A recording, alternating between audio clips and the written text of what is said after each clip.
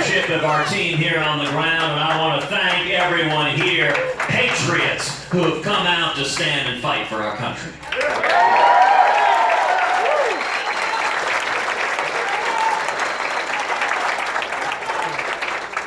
You know, you can learn a lot about a word by looking at its history, its origins. If you look at the word politics, there are two parts. Poly, meaning many, and ticks, meaning blood-sucking parasites. And that is a fairly accurate description of Washington, D.C.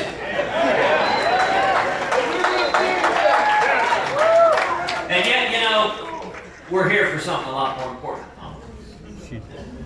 We're here because our country's in crisis. Because we're bankrupting our kids and grandkids. Because our constitutional rights are under assault. And because America has receded from leadership in the world. And I am here today with a word of hope and encouragement all across Pennsylvania and all across this country. People are waking up and help is on the way.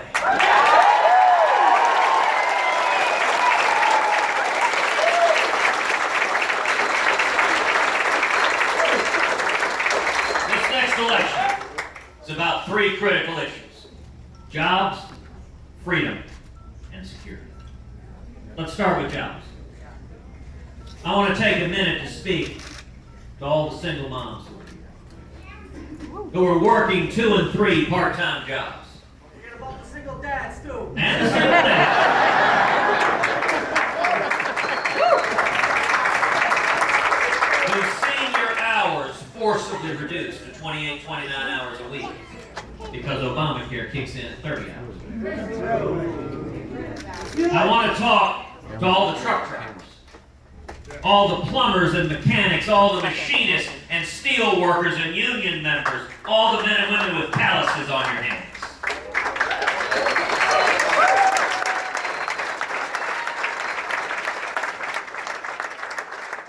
We're seeing wages stagnate. Cost of living keeps going up. And yet somehow your paycheck doesn't seem to keep pace. I want to talk to all the young people. Woo!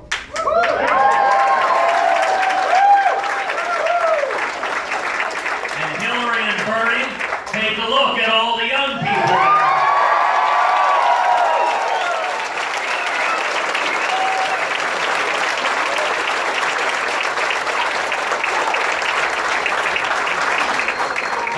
You want to know the quickest way to clear out a Bernie Sanders rally?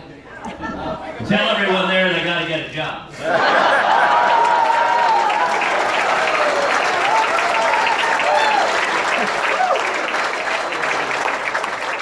I want to talk to all the young people who are coming out of school buried in student loans.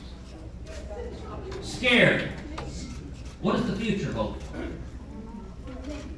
Can I get a job? And you know, the media tries to tell us this is the new normal. This is as good as it gets. Well, let me tell you, that is an absolute lie. That's right.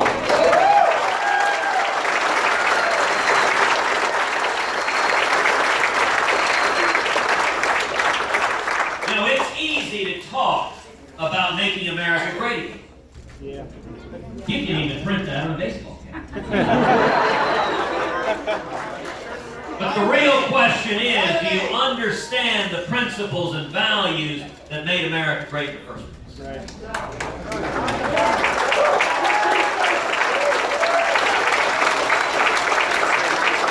The heart of our economy isn't Washington, D.C. The heart of our economy is small businesses all across the United States.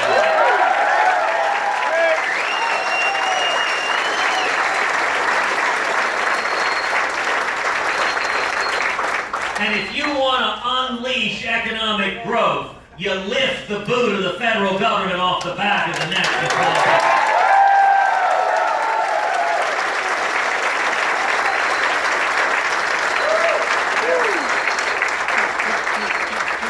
Ronald Reagan and JFK before him both understood that when you reduce taxes, when you lift regulations, when you free up small businesses, the result is millions and millions of new high-paying jobs.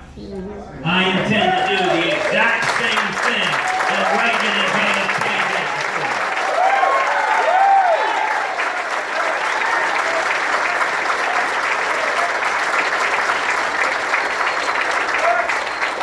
If I'm elected president, we will repeal every word of Obamacare.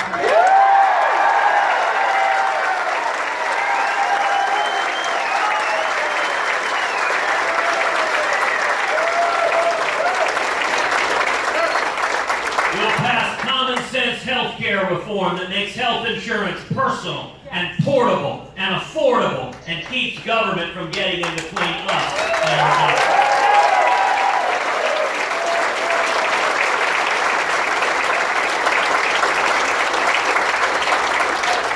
We will pass a simple flat tax.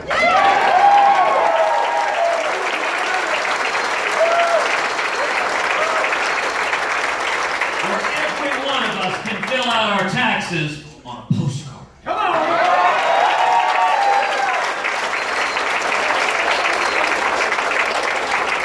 And when we do that, we should abolish the IRS.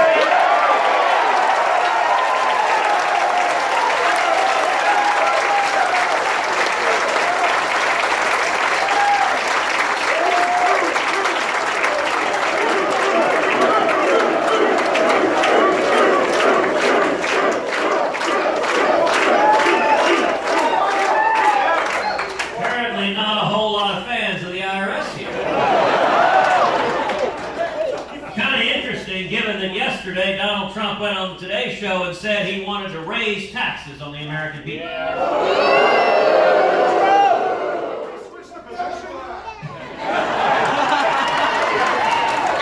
And let me tell you, we're going to rein in the EPA.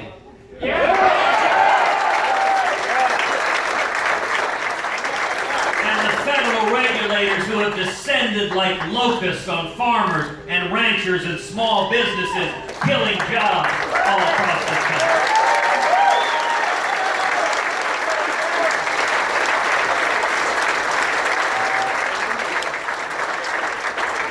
Pennsylvania is an energy state. I'm a Texan. We know a little bit about that. 8 years ago, Barack Obama promised to bankrupt every coal-fired plant in America. And you know, that may be the only campaign promise Obama's come close to meeting.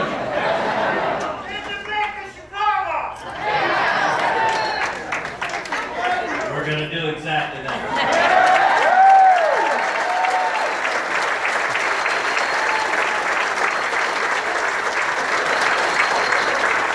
For 7 years, we have seen a war on coal. Just last week, Peabody Energy declared bankruptcy, the largest coal company in America, laying off thousands.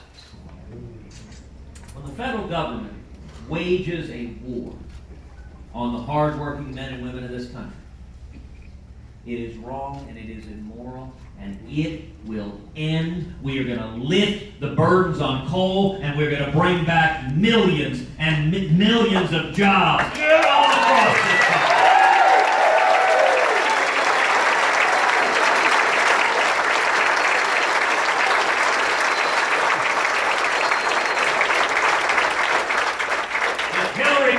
President,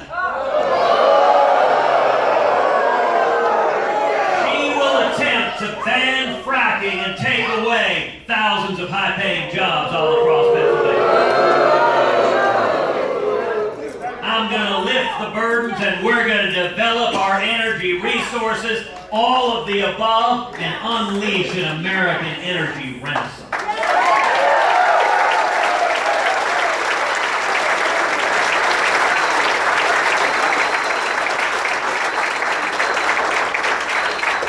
We're going to stop amnesty and secure the borders and end sanctuary cities and end welfare benefits for those here illegally.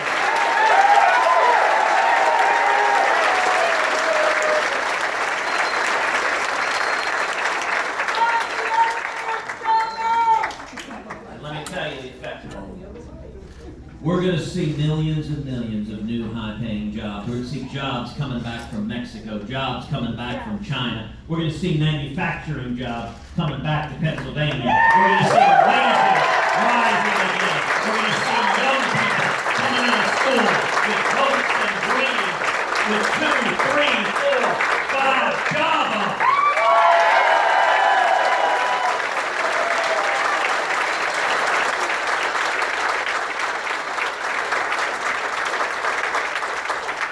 We'll see morning in America again. The second critical issue at stake in this election is freedom. You know, just a few weeks ago, the passing of Justice Scalia underscored the stakes of this election. It is not just one, but 2 branches of our federal government that hang in the balance. If you care about religious liberty, the right to live according to our faith and to seek out and worship the Lord God Almighty without the government getting in the way.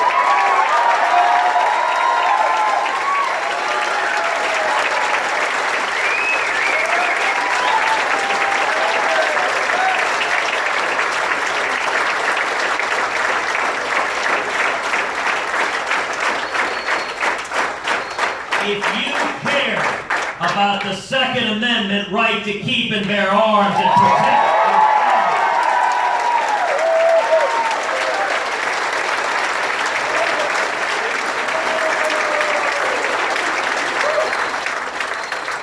we are one liberal justice away from the Supreme Court stripping away those rights from Americans all across the country. Abolish abortion, baby!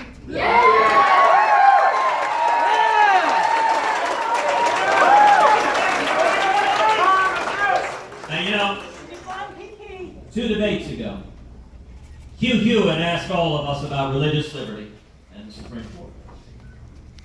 And Donald Trump turned to me, and he said, "Ted, I've known a lot more politicians than you have." Well, in that, he's clearly correct. Donald Trump has been supporting liberal Democrats for 40 years. I have no experience with that. But Donald continued. He said, "Ted, when it comes to religious liberty, when it comes to the Supreme Court, you got to learn to compromise. You got to learn to cut deals with the Democrats and go along to get along." Well, let me be very, very clear to the men and women of Pennsylvania. I will not compromise away your religious liberty.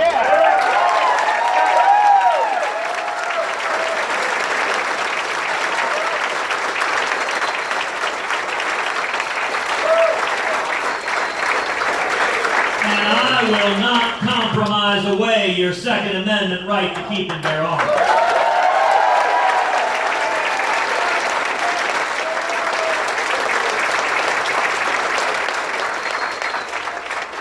Now, yesterday, on the Today Show, Donald Trump agreed with Hillary Clinton and Barack Obama that grown men should be able to go to little girls' restaurants.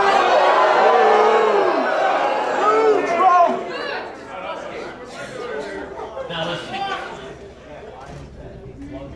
as the father of 2 young daughters, this isn't a question of left or right or Democrat or Republican. This is basic common sense. The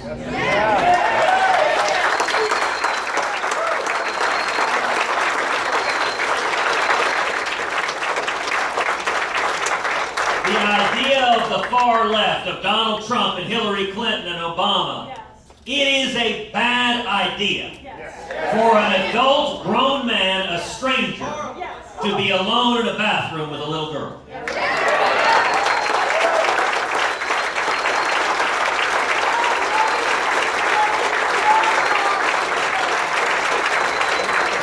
this is not a reasonable debate over public policy. This is political correctness run amok.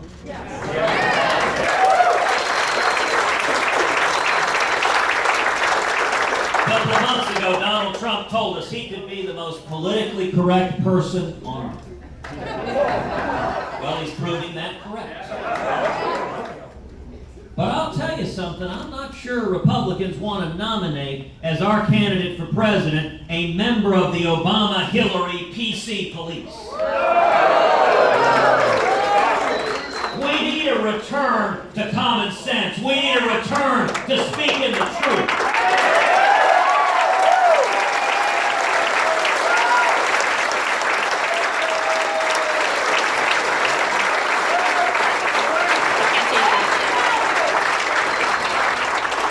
The third critical issue in this election is security.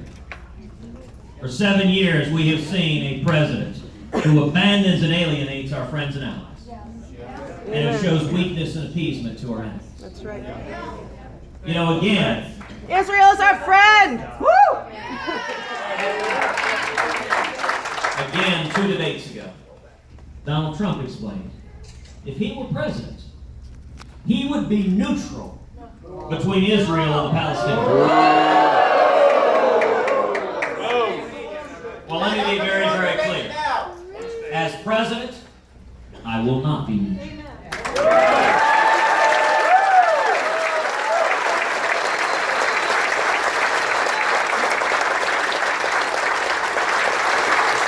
America will stand unapologetically with the nation of Israel.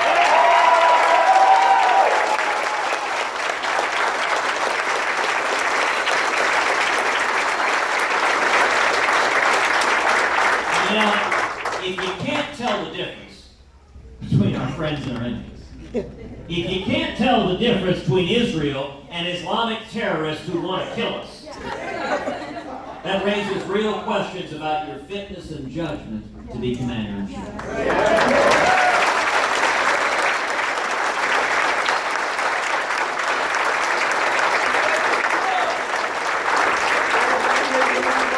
For 7 years, we've seen our military weaken. We've seen readiness undermined. We've seen morale of the troops plummet. And you know, as a nation, we've seen this before. We've seen another left-wing Democratic president, Jimmy Carter, weaken and undermine the military. And then in January 1981, Ronald Reagan came.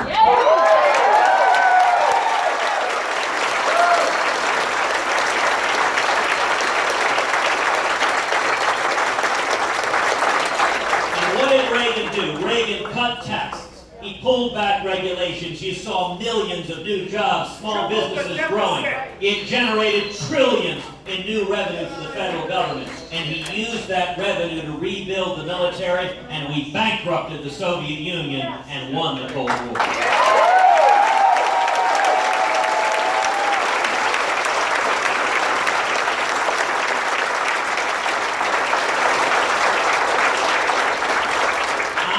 To do the exact same thing with radical Islamic terrorism.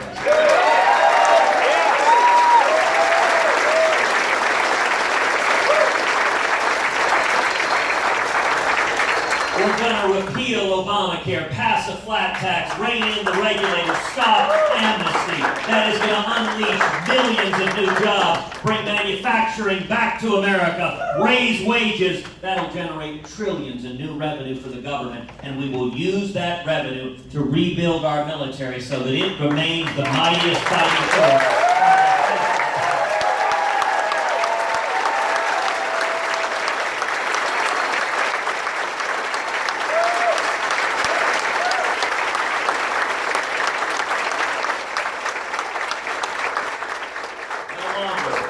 Will our military be governed by political correctness?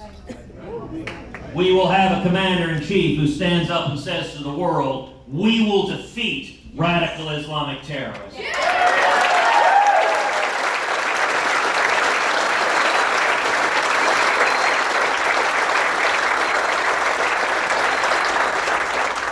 We'll have a president willing to utter the words, radical Islamic terrorists.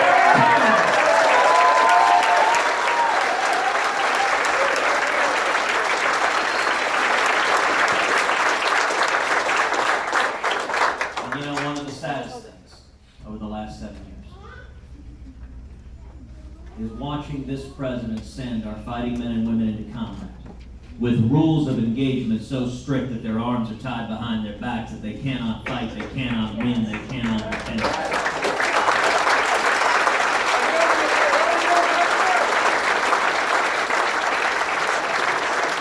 That is wrong. It is immoral. And mark my words, in January 2017, it will end.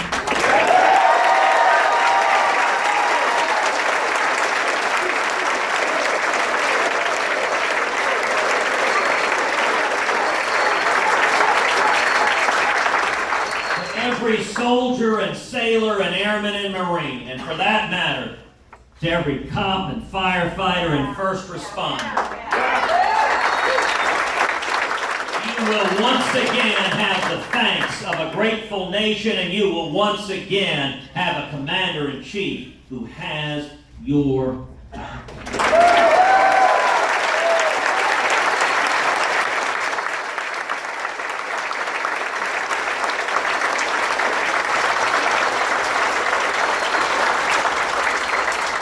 All right, so let's talk a little politics. This past year, it's been an interesting year. Hasn't been boring. You know, we started this race with 17 candidates on the Republican side, an amazingly diverse, young, talented, dynamic field.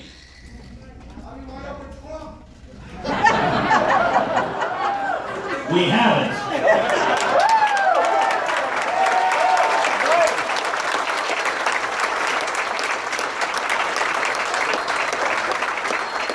And what a contrast to the Democrats.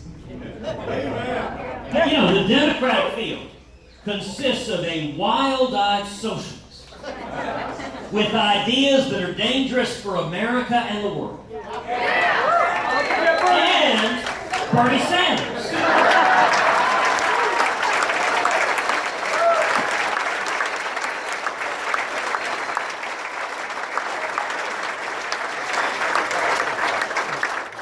now the primaries have done their job. They've narrowed the field. As we stand here today, there are two and only two people who have any plausible path to winning the Republican nomination. He won't debate you either. Me and Donald Trump. Now you noted that Mr. Trump, You want him to debate? it's been 44 days since he's been willing to debate. He is very, very scared to debate. But you know what he's more scared of? You know what Donald is more scared of? He's scared of each of you.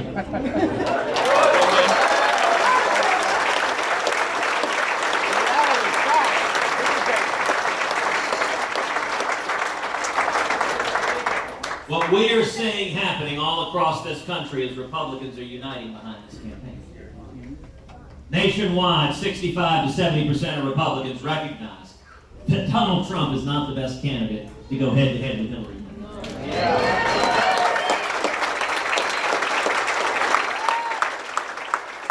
That if Donald Trump is our nominee, that Hillary wins, and she wins by double digits. Let me give you an idea how bad it is. 3-4 weeks ago, they did a general election poll in Utah. Donald is losing to Hillary Clinton in Utah. Utah may be the brightest red state in the entire country. If the Republican can't carry Utah, we're looking at a Walter Mondale level bloodbath all over this country. That means we lose the Senate. It means we probably lose the House. It means we lose the Supreme Court for a generation. It means the Bill of Rights is in serious jeopardy. It means our kids are buried in trillions more in debt. It means we stay trapped in the same economic stagnation. It means coal is bankrupted here in Pennsylvania. It means fracking is outlawed by Hillary Clinton. And it means the safety and security of this country is put in jeopardy as radical Islamic terrorism continues to wage jihad against this nation. That's what the stakes are. And that is why we are seeing Republicans unite. Because if Donald is the nominee, Hillary wins. If I am the nominee, we beat Hillary.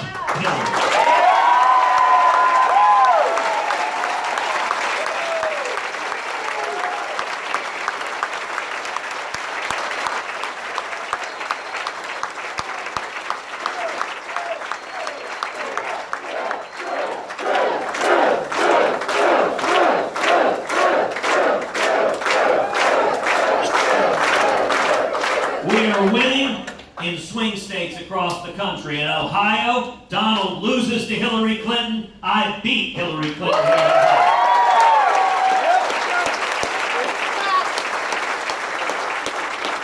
In Iowa, Donald loses to Hillary Clinton. I beat Hillary Clinton in Iowa.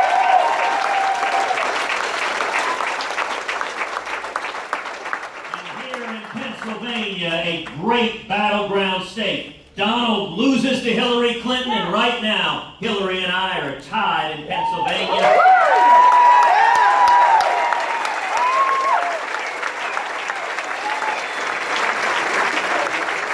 And come November, with your help, we are going to beat Hillary Clinton here in Pennsylvania.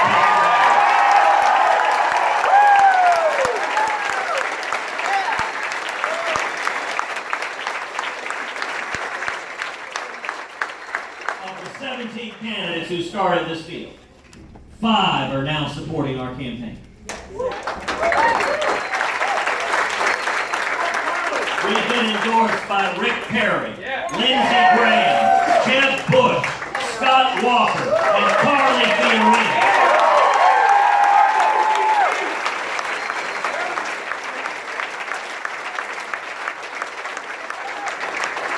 When you toss in Mike Lee and Glenn Beck and Mark Levin,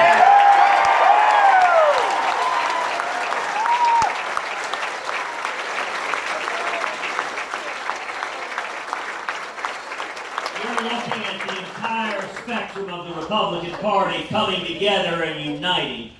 Because number one, we want to be behind a positive, optimistic, forward-looking, conservative vision with real solutions to bring jobs back to America and to raise wages for American workers.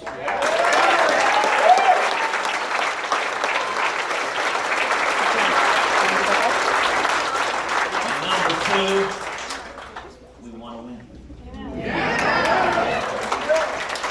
Pennsylvania, the entire country, is looking at Pennsylvania. Pennsylvania has a choice. Pennsylvania has a megaphone. Pennsylvania has a platform to speak to the country. What path do we want the party to go down? What path do we want the country to go down? Do Wisconsin. Well, you know, the mainstream media, they got kind of excited that Donald Trump won New York. It's truly shocking that he won his home state. It's truly shocking that the results of that primary were 2 rich New York liberals, Hillary Clinton and Donald Trump, winning their primary.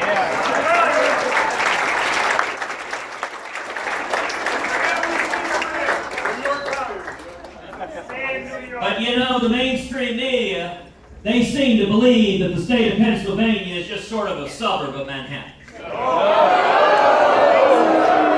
That Manhattan has spoken, so of course Pennsylvania will just fall in line. And listen, if you look at the positions of New Yorkers, Donald Trump and Hillary Clinton both support raising taxes.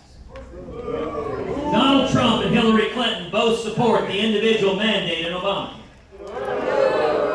Donald Trump and Hillary Clinton both support taxpayer funding for Planned Parenthood.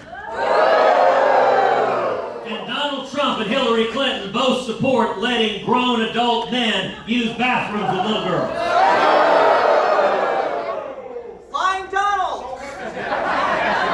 Now call me crazy, but those don't sound like Pennsylvania values to me.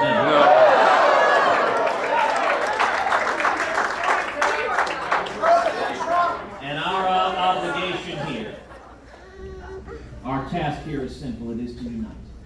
It is to bring the party together to bring the country together, first we must unite Republicans, and then we have to unite this country. If we stand together united, we win. We win the nomination, we win the general. Yes.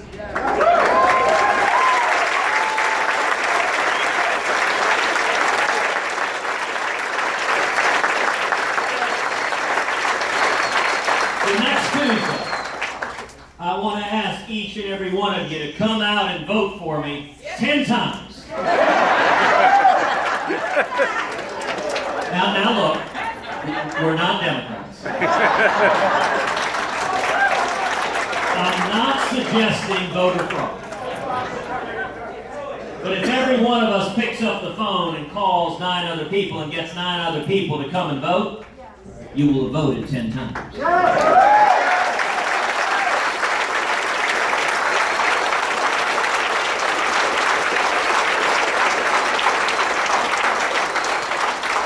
And you know, maybe you're not yet old enough to vote. Do you know if you get 10 other people to come out and vote on Tuesday, you will have voted 10 times before you turn 18.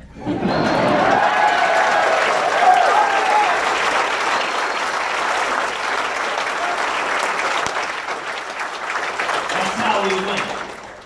It's from the people, from the grassroots, from we, the people, standing together. That's right.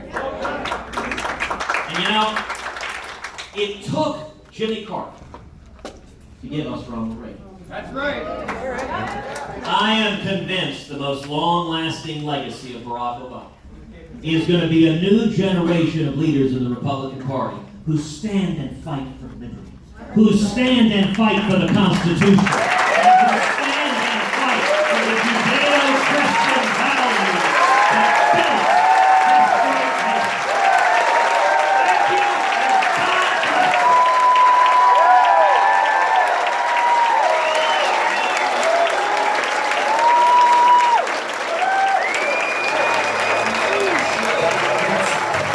Everything that I guess that's so